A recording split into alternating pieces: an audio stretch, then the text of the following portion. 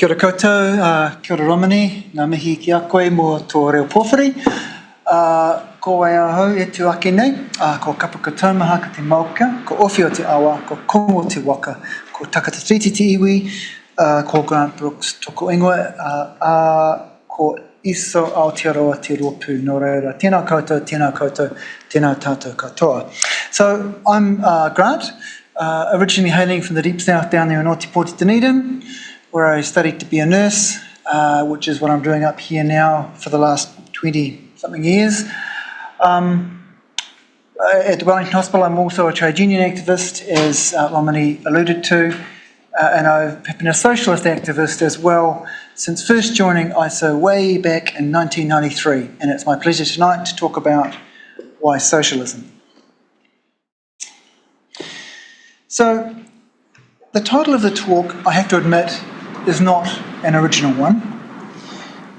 In fact, as some of you may be aware, the title Why Socialism was also the title of a 1949 article by the famous physicist Albert Einstein. It was published in the first issue of the Monthly Review magazine, which is actually still going today. In the last 4 paragraphs of his article, Einstein answers the question, why socialism? He argues that the establishment of socialism is the only way to eliminate 4 evils of capitalism which have been mentioned in his preceding pages.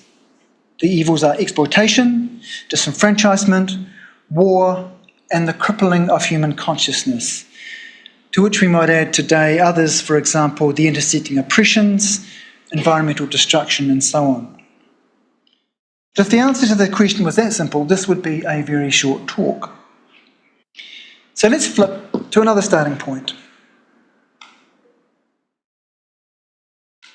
There, that's Mr. Einstein and his article, Why Socialism, on the issue 1 of Monthly Review. So this here is a meme that went viral in the wake of the LA fires last month. It was pushed out by a group called the Other 98%, a group who say they specialise in meme warfare under the tagline, keeping the class war classy. And their 7.2 million followers then circulated it onwards. So it says we live in a society that loves feel-good stories about people coming together to help members in the community that are in need, but scoff at the idea of building a system based on that very same concept. That sort of captures it, doesn't it? It answers the question, why socialism? Now, if you're thinking that there's something a bit contradictory about moving from the world's most famous theoretical physicist to a meme, you're not wrong. And you might also notice that as well as implicitly answering the question about why socialism, this meme expresses itself another contradiction. How many people both love and scoff at the same thing simultaneously. Opening the talk in this way isn't accidental. For Marxists like those of us in ISO, a focus on contradictions is important for answering not only the question of why socialism, but the equally important ones of what and how. Marxism is a general theory from the point of view of the working class. It includes and integrates into a single whole theories of history, economics, politics, and philosophy. The philosophy of Marxism is usually called dialectical materialism. Marxism is materialist since it regards the production of the necessities of life as the basis on which ideas arise rather than the other way around. But what does the dialectical part mean? It's a philosophical term deriving originally from ancient Greece and developed by the German philosopher Hegel, that's the fellow on the left, at the end of the 18th century. Dialectics is the logic of change, of evolution, of development. Dialectics insists that nothing is fixed or lasts forever. Feudalism as a social system arose historically and was destroyed historically. Likewise, capitalism is a historical product with a beginning and, sooner or later, an end. It's no accident that dialectics was developed by Hegel at the time of the French Revolution, which was the greatest and most radical social upheaval the world had seen. The dialectical theory of development through contradiction was the philosophical expression of the French Revolution. But because the French Revolution was a bourgeois revolution, one that was led by lawyers and intellectuals, it necessarily appeared to Hegel that the driving force of history was a struggle between opposite ideas. In Hegel's case, between the idea of monarchy, the idea of a republic, or between the idea of aristocracy and the idea of equality, etc. The meme that we've just looked at is an example of an idealist dialectic. It expresses the internal contradiction within a single society between valuing the socialist concept of solidarity and the capitalist concept of competitive individualism. This brings us to the second fundamental proposition of dialectics, which is that social change occurs through internal contradiction, to the struggle of opposites. A given society forms a whole or totality, but within that there are antagonisms or opposing forces. The change from one form of society to another is the result of the dominant element being overcome by its antagonist or opposite. But what is this new form of society that we talk about? What is this socialism? Well, let's start with what it's not. If you mention socialism to anyone with an awareness of world events over the last decade or so, they're likely to think of one or other of the following. The first is Mr. Bernie Sanders. When he was elected to the United States Senate in 2006, Bernie became the first self-described socialist in the chamber in 60 years, and the first independent socialist senator in US history. Treated initially as a bit of a curiosity, Bernie Sanders brought socialism into the mainstream of US politics through his two campaigns to become the Democratic Party's presidential candidate in 2016 and 2020. Now, Bernie gave two major speeches during those campaigns explaining what he means by socialism, or more precisely by democratic socialism. Bernie, in his speech, described socialism as a quintessentially American idea, and he referenced the New Deal policies of US President Franklin Delano Roosevelt. Roosevelt, he said, quote, helped to create a government that made transformative progress in protecting the needs of working families. Today, in the second decade of the 21st century, said Bernie, we must take up the unfinished business of the New Deal and carry it to completion. We must take the next step forward and guarantee every man, every woman and child in our country, Bernie only had two genders, basic economic rights. We must recognise, said Bernie, that in the 21st century, the wealthiest country in the history of the world, economic rights are human rights. This is what I mean by democratic socialism. The reference back to Roosevelt is instructive because Roosevelt did not see his New Deal as a step forward towards socialism, not even the first step. Bernie quoted from a speech given by Roosevelt in 1936 when Roosevelt was campaigning for a re-election to a second term, but he leaves out this bit of Roosevelt's speech.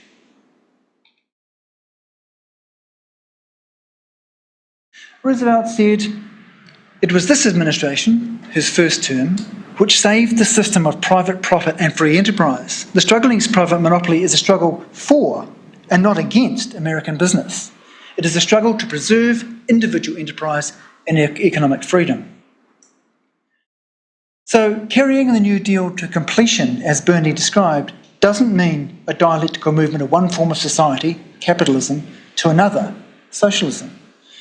It does not mean the dominant social force, the capitalist class, being overcome by its opposite, the working class. And to be fair to Bernie, he's never called for the abolition of capitalism per se. He always calls for the end of unfettered capitalism, or in his most recent book, the end of the uber-capitalist system. At the end of Bernie's 2019 speech, he said, when the 99% stand together, we can transform society. These are my values, and this is why I call myself a democratic socialist.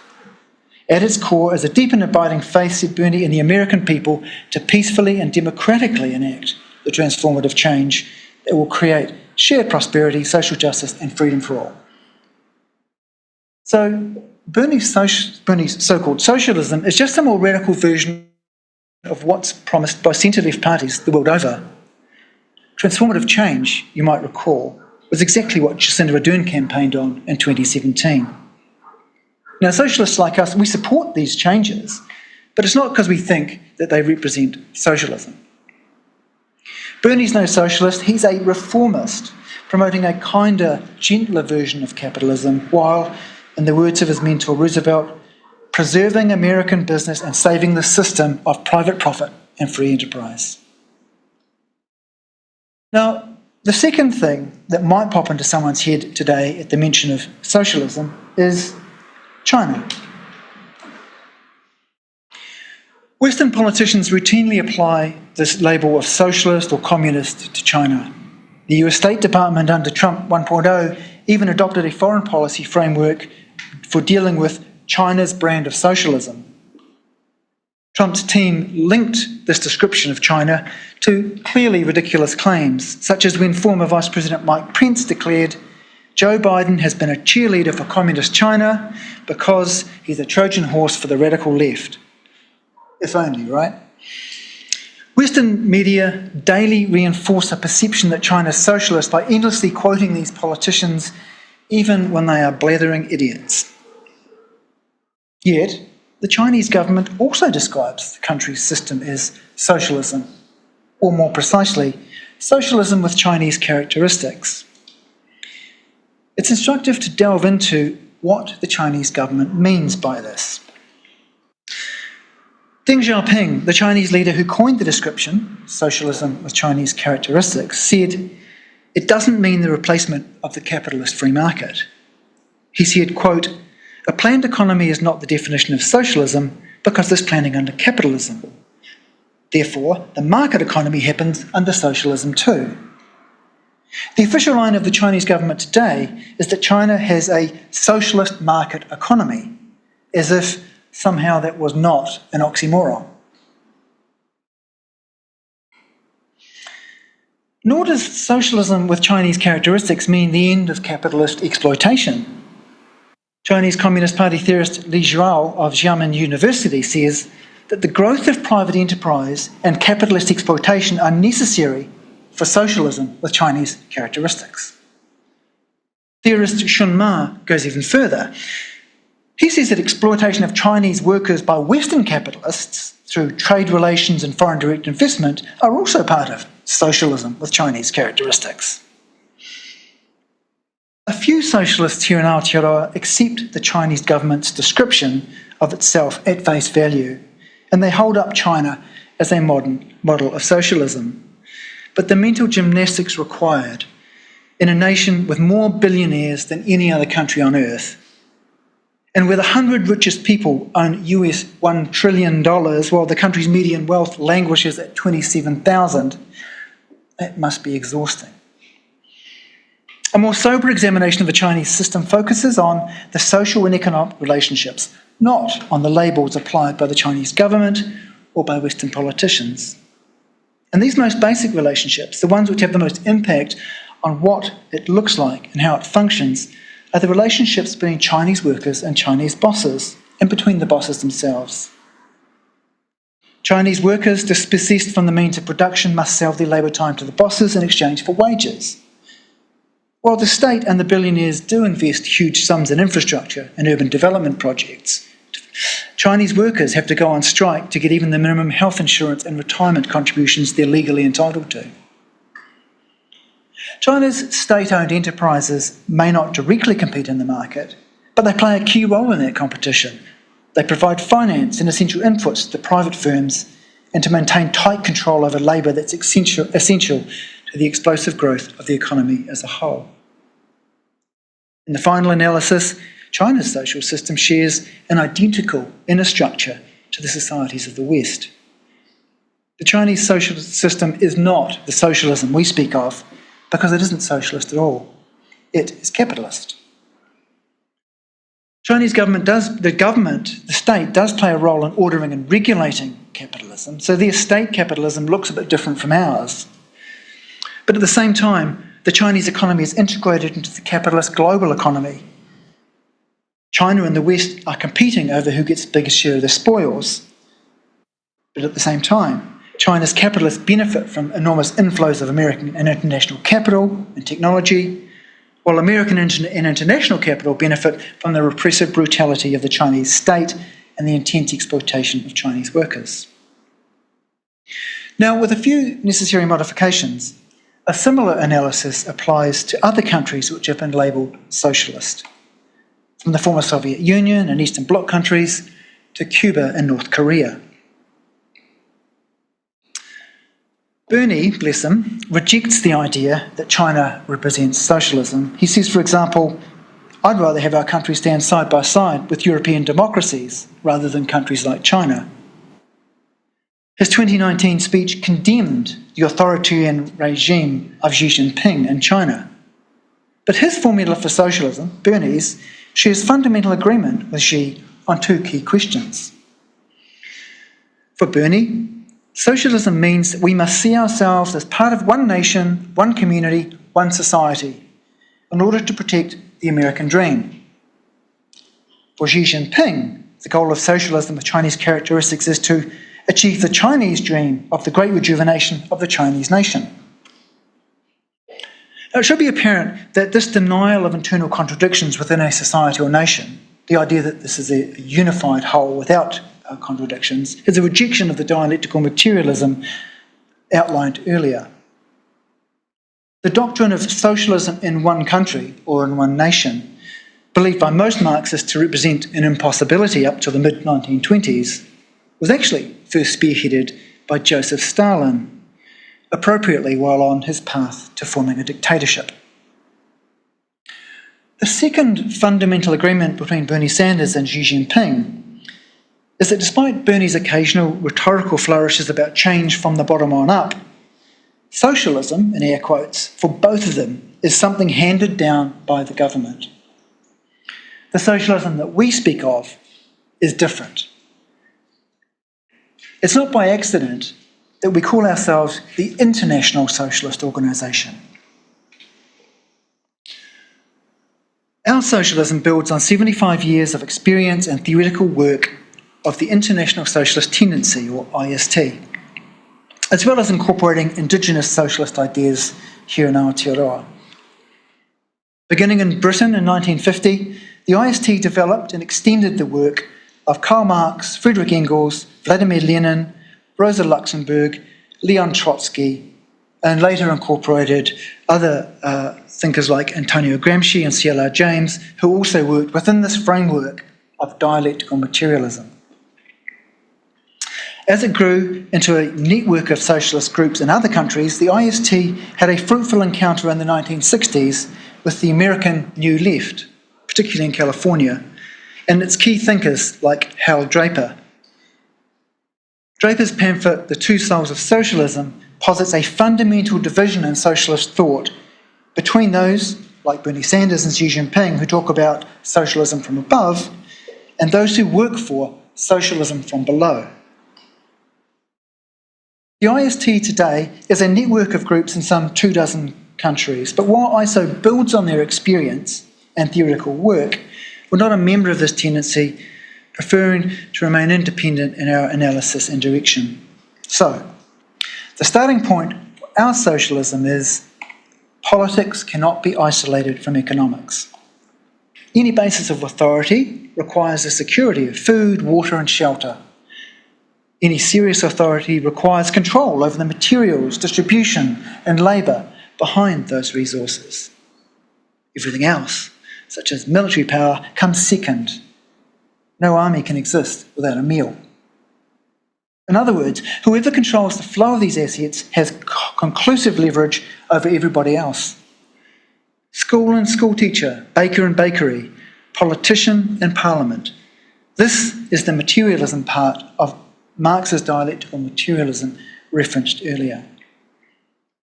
What's more, contrary to Bernie and Xi and Stalin, there is no such thing in our view as socialism in one country.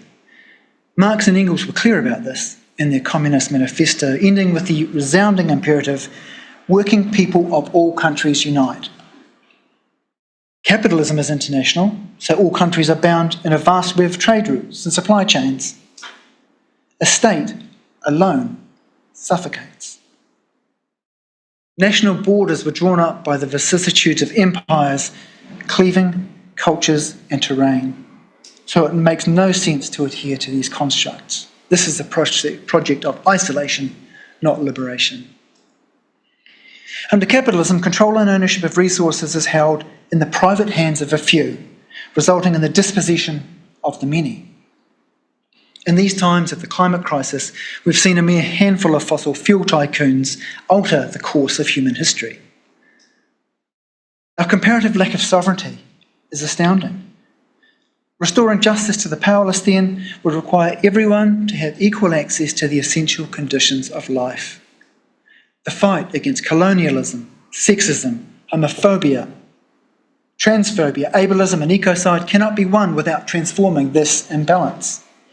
The socialist solution sees the means of production. But how do we get there from here? The capitalist system is riven with contradictions. The antagonisms are sometimes sharp, sometimes acute, less acute, but they're ever present, driving a constant motion of action and reaction. This is the dialectical part of Marxist thinking. These contradictions are innumerable, and they are material. Today in Aotearoa, there is the antagonism between the human bodies and resources fighting for Māori sovereignty and those seeking to secure the imposition of parliamentary sovereignty. There are the bulldozers and police officers deployed to build the government's fast-track projects, and the people standing in their way. Antagonisms also exist between capitalists. The warehouse is deploying massive amounts of capital. Did you know they're selling eggs for $5 a dozen? In a struggle with foodstuffs and progressive enterprises to break the supermarket duopoly. Systemic contradictions also play out in the natural world, when farmers opposing agricultural emissions reductions are ravaged by climate-fuelled floods. Because capitalism is a global system, contradictions also exist between national blocks of capitalists, sometimes expressed by warships and live firing exercises, or even armies on the battlefield. But while the contradictions are innumerable, the one which is both global and fundamental to the capitalist system is the antagonism between the world's working classes and the world's international capitalists. Capitalism's self-stabilising mechanisms over the last 2 centuries have been impressive. But the spiralling contradictions will eventually end, as Marx and Engels argued in the second sentence of the Communist Manifesto, either in a revolutionary reconstitution of society at large or in the common ruin of the contending classes. Sometimes when socialists invoke the workers, certain images spring to mind. White men with muscled arms, mallets and overalls, hands covered in dirt. This is a mystification.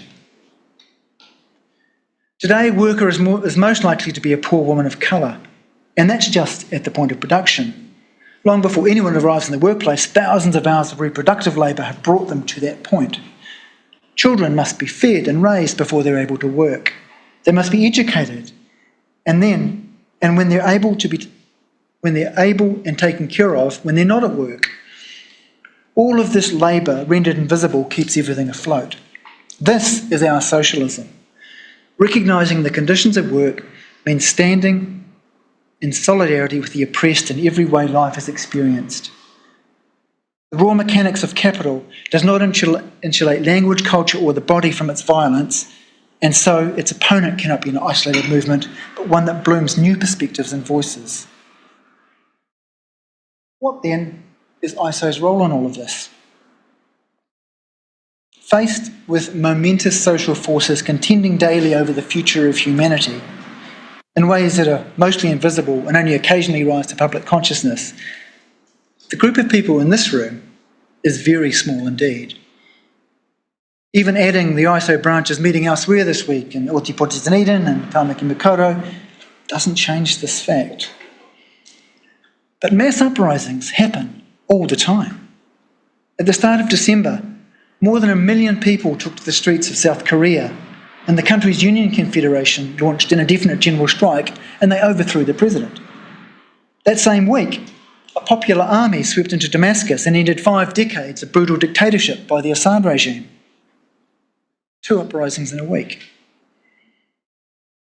Now, as liberating as these uprisings have been, however, there are very, very few in world history which have led towards the resolution, even if temporarily, of capitalism's fundamental internal contradiction between the working class and capital.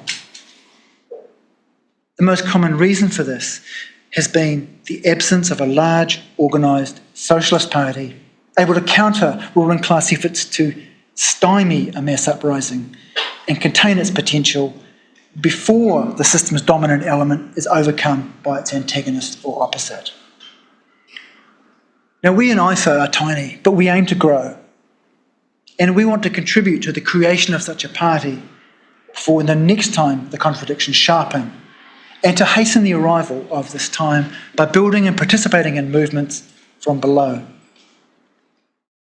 We'll be circulating a sign-up sheet tonight for anyone interested in helping.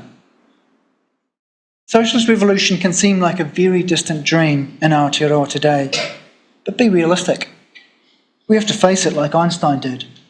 What, after all, is the alternative?